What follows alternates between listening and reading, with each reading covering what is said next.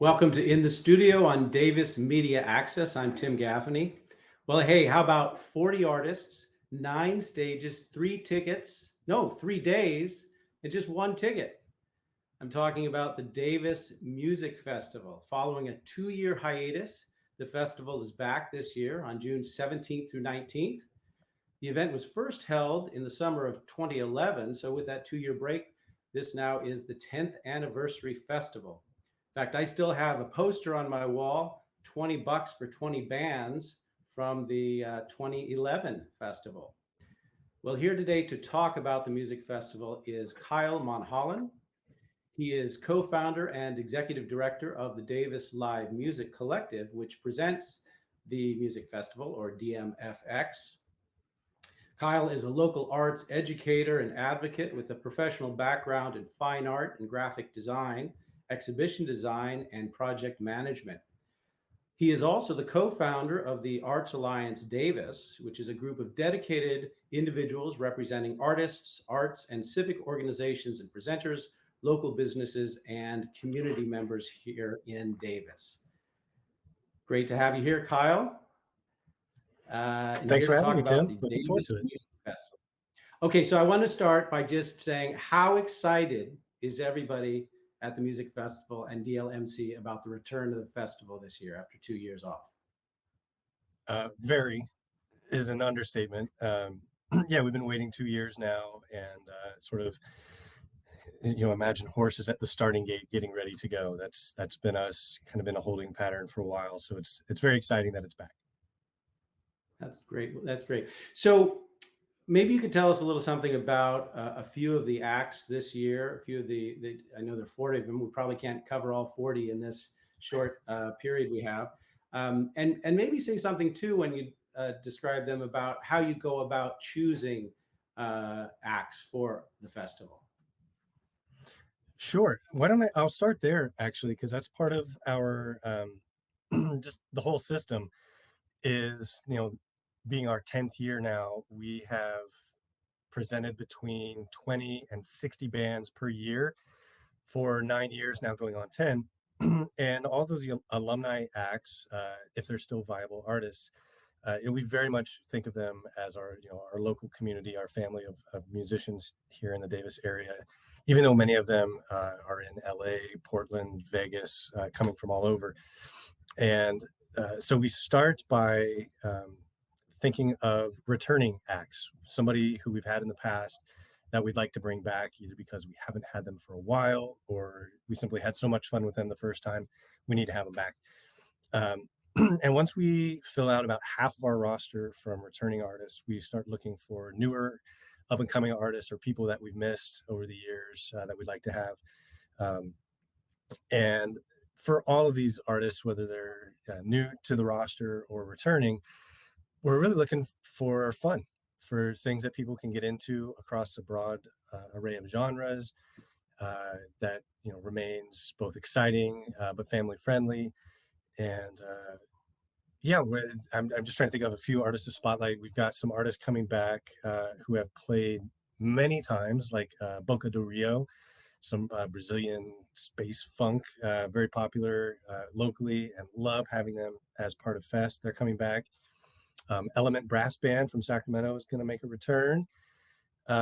We had a lot of positive response for a new band that in 2019, they were new to our stage, 10 Foot Tiger. And we asked them to come back and are really excited. They've probably been the one that we've had the most requests for, which is exciting to be able to provide that. There are a few acts that we've had in different versions in the past. A few years ago, we had Joe Kaplow, who is a Santa Cruz singer-songwriter, as a solo artist, and he's coming back this year with a full band and a bigger sound, still beautiful songwriting. Really looking forward to kind of the bigger event with him. New artists that I'm personally looking forward to. I mean, as an organizer, it's like you have all these children, you can't really have favorites, but there's things that like, I can't wait to share this with my community and with my friends. Wolf Jet is another great band that's coming up. Ismay, another Bay Area folk singer, is going to join us. local artists Dear Darling, which is kind of a super group of women songwriters, performers here in town and in the area. Peligro Brass is a brass band. I'm really excited to have them join the roster and come out and put on a good show. Yeah, it's exciting. I'm looking forward to it as a Great. fan and as an organizer.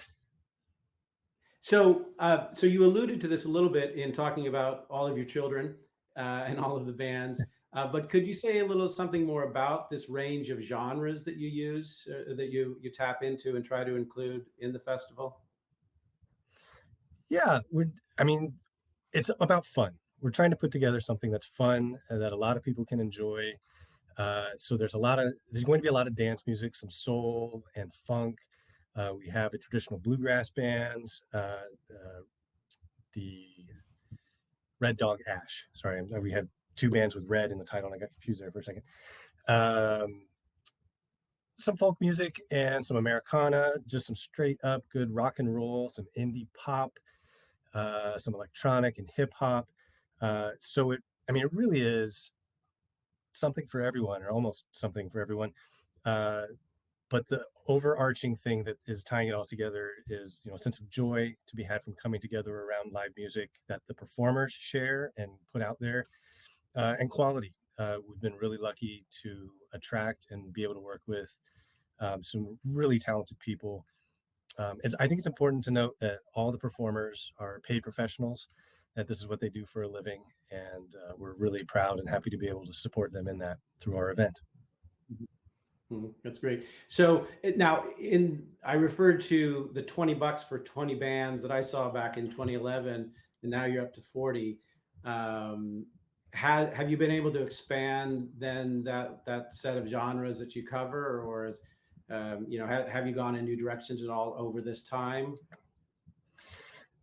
It expands and contracts. We've definitely experimented with having the difference between a stage designated for one style of music, where if you like heavier music, you can go there and know that you're going to like things. If you don't like it, then you don't really have to go there. Um, Eventually, what we found out that part of our goal is to celebrate downtown and community and get people moving around and just enjoying our lovely town. So we kind of got away from that, where now there are different genres of music on every stage all day long, and you can, as a viewer, as a patron, find a place to hang out and enjoy your day. Know that you're going to hear a lot of different kinds of music, all of high quality, whether you get there at 2 in the afternoon or stay till 10. Um, or you can walk around and kind of check out and put together your own festival, find out the bands that you like, and walk from one place to another and see as much as you can.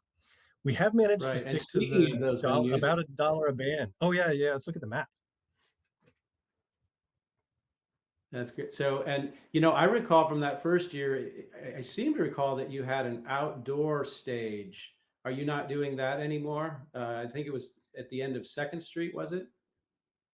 That was the second year we closed off Second Street Okay. there in front of. Yeah, so we're not doing any street closures this year, but we will have outdoor stages. The stage at Delta of Venus on Saturday and Sunday is actually in the parking lot next to Delta Venus restaurant, where we take over Mhm, that space and build a stage there. Um, the stage on the patio at Sophia's, I guess, would technically be outdoors, but it's covered. And then the Pence Gallery courtyard is another outdoor stage where it's nicely sheltered back behind the Pence Gallery, but it's still mhm, outdoors. mhm. And then Great. our Friday night at Sudwork is all outdoors, and that's something that was added a number of years ago. Mhm. That's great. And I love to hear about that innovation of mixing up the genres and the locations. That sounds like a really fun idea and a way to introduce people to maybe introduce them to some music styles that they hadn't thought of or hadn't planned on And listening that's the to. hope, So, either by style or by band. And that's one of my favorite things about any music festival is, sometimes you pay for the headliner or there's somebody that you recognize, you're a fan of them already. But then while you're waiting for them, you necessarily hear something else and something new. And I've discovered so many of my favorite musicians that way. So I would definitely encourage anybody with a ticket to have an open mind and say, "Oh, I remember them from a couple years ago. I can't wait to see them." sandwiched in between these other people I've never heard of before. Check them out. It's going to be something great. Great. Well, and on the sort of the topic of bands people may not have heard of or artists people may not have heard of, uh, I guess there will be an opportunity for at least one artist that some people may not have heard of, and that's your youth band contest, which features into this. Can you say something about that? Absolutely. Yeah. In 2019, we started a youth band competition to kind of two different reasons. One, we wanted to celebrate, local performers, somebody that might not get a shot otherwise. But also, our event is a fundraiser. This is something that we do first and foremost for fun, and to bring the community together around, live music. But also, all the proceeds from the event after our expenses are donated to the Davis School Arts Foundation, which is providing access to arts and music education in Davis public schools. You would be hard pressed to find any artist in our lineup who didn't get their start learning an instrument in a public school someplace, and many of them right here in Davis. So the ability to celebrate that and to showcase local talent that potentially came up through something that we've supported through our event just feels like a win-win. And our winner this year is really emblematic of that. It's a wonderful young man, Marcos Zaragoza, who performs under the name The One Train. He's a Davis High student and a really nice kid, and just great songwriter too. Really impressed us with his songs, and will be making his, I believe, public debut outside of just playing for family and close friends at Davis Music Fest. Great, great, great. Well, on a related point, being that this is a community event, it's about raising funds for the local arts program, and I'll thank you on behalf of my son who participates in the band at Emerson and Davis High next year as a drummer. Um, what are some of the ways that groups and individuals can get involved and participate and helping to make DMFX a success? So the first and most obvious way is to buy a ticket and show up. Come out and enjoy a weekend of great live music. Being a supporter means kind of putting your money where your mouth is and saying everybody loves live music, so let's do it. Let's spend some money and come out and do it.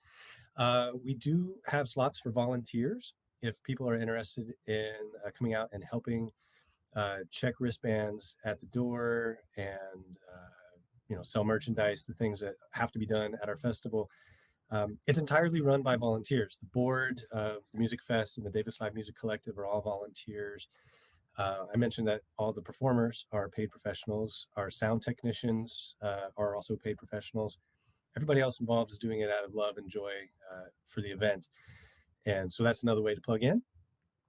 And performers, if there's somebody out there who's listening and watching and thinking, oh, I would love to perform at Davis Music Fest, you can reach out via our email address, info@davismusicfest.com. Usually in the winter, December to January is when we start looking at putting our roster together for summer. We're still getting inquiries now. Hey, do you have any empty spots in Music Fest? And I would love to be able to say yes, but we've been booked out for a while. Great. Okay. Well, how about some of the down and dirty details of the weekend? Anything in particular we should be aware of? You mentioned children, you mentioned family friendly. So anything about children's access to participation, COVID issues that we should be mindful of if attending? Yeah, so the child thing first. We're not requiring tickets for children under the age of 12. Basically, if they need supervision from an adult, they don't need a ticket. Um, all of our venues are all ages, with the exception of Sophia's Thai Kitchen Deck, which after 9 o'clock becomes 21 and up. But every place else, children will be welcome when supervised. As far as COVID issue goes, and this has been a big part of agreeing to and putting on the event after our 2-year break, is kind of doing a couple test shows as the music collective and working closely with county officials, city officials, and just kind of seeing what other venues and events are doing. and how successfully they're mitigating the risks, right? Um, so we are requiring all patrons and performers, basically everybody involved with the festival, will be required to show proof of vaccination to participate. And once you've got your proof and your ticket, you get a wristband. You're good to travel around to any of the stages for the whole weekend. Um, and that's honestly, there are a lot of venues, a lot of events are still requiring that. And I think for the good and health of our community, putting that first, I feel confident that that's the right thing. Great. And then, thank you for sharing that map with us of the venues in terms of sort of entry points then for the festival, or where one would get the band. Is that the wristband? Is that at any one of those venues? Is there any other sort of welcome desk for downtown for the festival at large? Thank you for asking. That's a great question. So for our Friday kickoff at Sudwork, everything happens on Friday in one location. So that would be the one place you could come. If you're there for the whole weekend, you can pick up your wristband at Sudwork on Friday, keep it on, and you're good to go. You don't need to check in anyplace else the rest of the weekend. If you can't make Friday and you're coming Saturday, you'll need to come to Armadillo Music at East Street Plaza, and we'll have our registration booth there. So if you have a paper ticket or you bought a ticket online and you have proof on your phone for that, we'll be checking vaccination and tickets there, exchanging for a wristband, and you're good to go. So that's kind of our funnel point for Saturday. And then Sunday, our only venue is Delta of Venus, where we'll have two stages. So if Sunday is the only day you can make, that will be where you go. We'll get you checked in then. Great, great. Well, we've got 4 tickets for my family already for the weekend, so we're excited to be there. And Kyle, I want to thank you so much for taking some time to talk about the music festival with us. Hopefully, get some more people excited about attending. For more information and for tickets, I believe you can go to your website, davismusicfest.com.